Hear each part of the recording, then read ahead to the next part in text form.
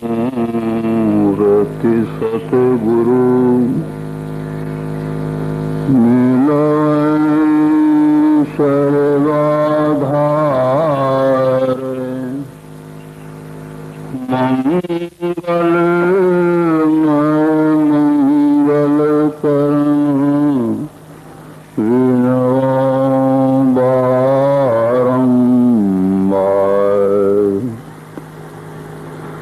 ज्ञान उदधियरु ज्ञान घन सतगुरु शंकर रूप नमो नमो बहुबारहि सकल सो पूजन भो।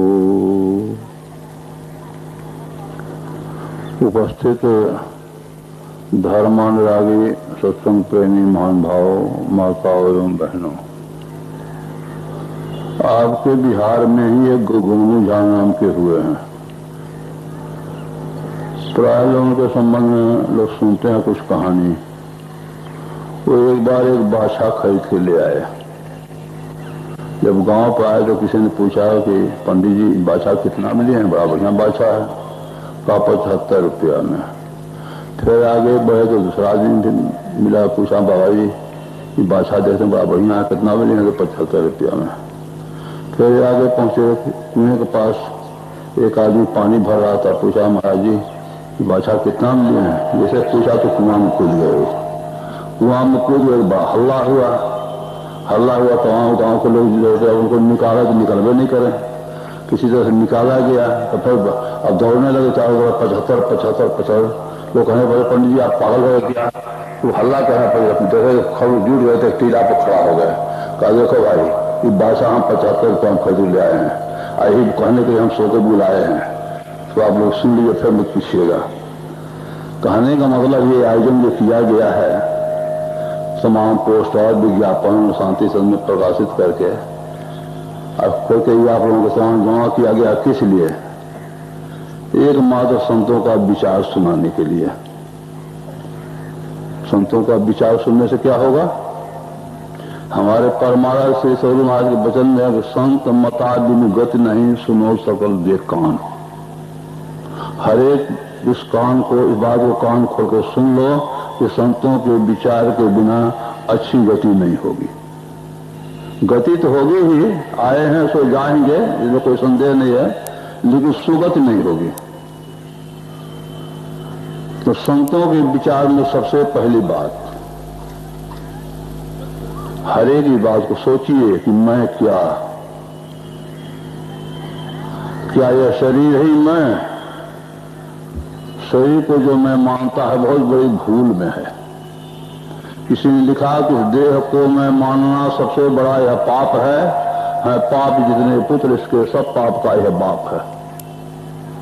आज तमाम तरह के दुष्कर्म जो चल रहे हैं शरीर को मैं मानने के कारण। मैं शरीर नहीं, तब क्या? आर्य समाज के प्रथम प्रवर्तक स्वामी दयानंद जो अपने गुरु गिरिजानंद के पास गए और उनको पैर छू कर प्रणाम किया तो उन्होंने पूछा तुम कौन हो? वो सूरदास थे। कहते हैं गुरुदेव यही जानने के लिए आया हूं कि मैं कौन।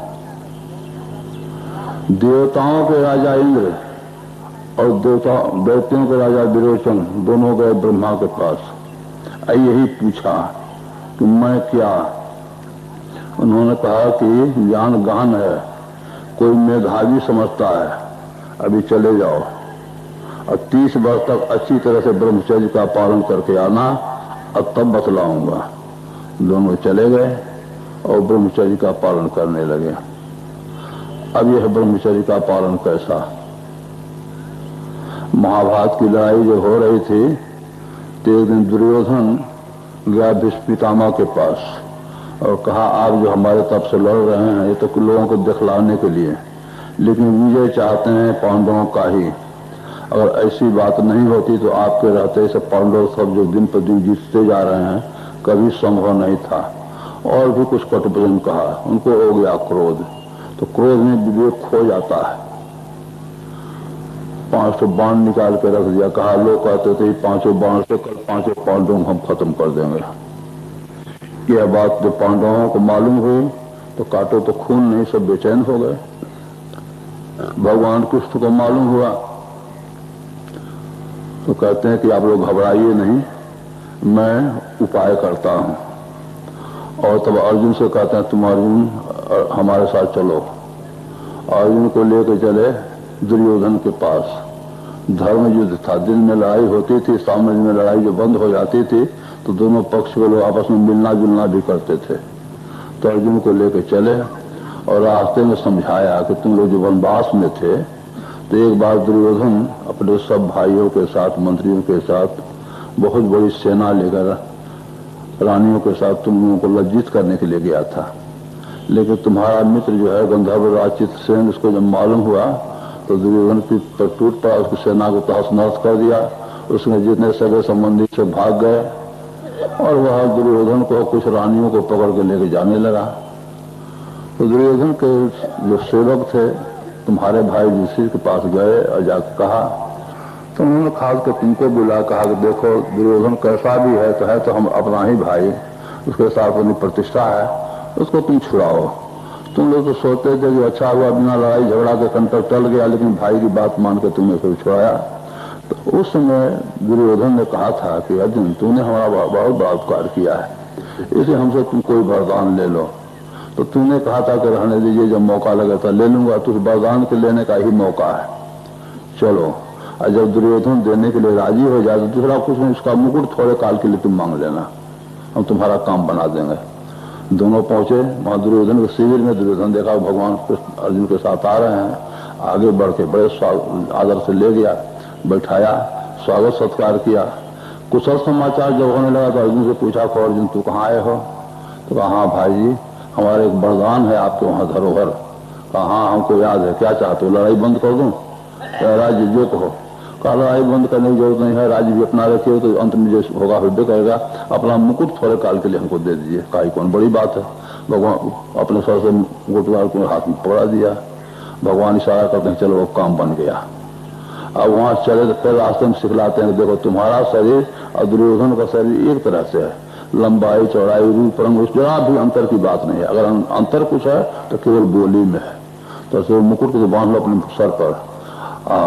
दुर्योधन को तरह से बोली बना के चलो फिर से कहना कि दादाजी 500 बाण जो आप रखे हैं ये बुढ़ापा में करना कह लीजिएगा, अब दीजिए, हम ही जैसा होगा हम करेंगे। सिखला के भेज अपने तो छिप रहे आड़ में। अर्जुन जाग परशु को प्रणाम करते हैं तो देखते हैं मुकुट बांधे हुए। रात थी ही, कहता है दुर्योधन थी इतनी रात को यहाँ कैसे? तो दुर्योधन को तरह बोली बना के अर्जुन ने कहा दादाजी वो 500 बाण रखे हैं, बुढ़ावा हम कलम कह लीजिएगा, अब दीजिए जैसा होगा हम ही करेंगे। उनको बड़ी खुशी हुई, कहा बेटा तू हमारा कलंक धो दिया, 500 बाण दे दिया अर्जुन को। जब 500 बाण अर्जुन को हाथ लग गया तो भगवान को प्रकट हो जाते सामने, तो देखते भगवान को, वही तो धोखा हो गया। कहते देखिए ये आपकी चालाकी है, इसी 500 बाण से हम 500 भाई को मारने की प्रतिज्ञा किए थे, आपने इसको ठग के ले लिया, ये आपकी चालाकी है। तो आप भी प्रतिज्ञा की है कि हम हथियार धारण नहीं करेंगे, लड़ाई नहीं करेंगे। अगर मैं भीष्म हूं तब आपसे हथियार धारण करवा के लड़ाई करवा कर ही अब छोड़ूंगा। आज जो हर ही सफर कहाओ तो लाजो गंगा जननी को शांतन सूत्र कहाओ, चंदन खंड महारथ खंडो कवितो सही दुलाओ, इतने कर्म शपथ में हर की क्षत्रिय गति न पाओ, पांडव दल सम्मुख हो गाँव सरता भाओ, सूर्य श्याम संग्राम में विजेत में पीट कर दिखाओ। और ठीक दूसरे ने लड़ाई हुई थी, नहीं घमासान लड़ाई हुई कि भगवान कृष्ण ने सोचा कि अगर एक क्षण के लिए मैं विलंब करूंगा तो अर्जुन मारा जाएगा। अब अर्जुन के लिए या पांडवों के लिए भगवान कृष्ण किस तरह समर्पित है कहने की बाहर की बात। वो रथ से कूद गए, अपनी प्रतिज्ञा भूल गए। दूसरा तो कोई हथियार तो ना था नहीं, रथ का पहिया जो गिरा टूटा हुआ तो गिरा था, उसी को सुदर्शन चक्र बनाकर दौड़े मारने के लिए। फिर पिता को कहते आई भगवान अब हमको मार करके हमको अमर कर दीजिए, हमारी प्रतिज्ञा पूरी हो गई और आपकी प्रतिज्ञा भंग हो गई।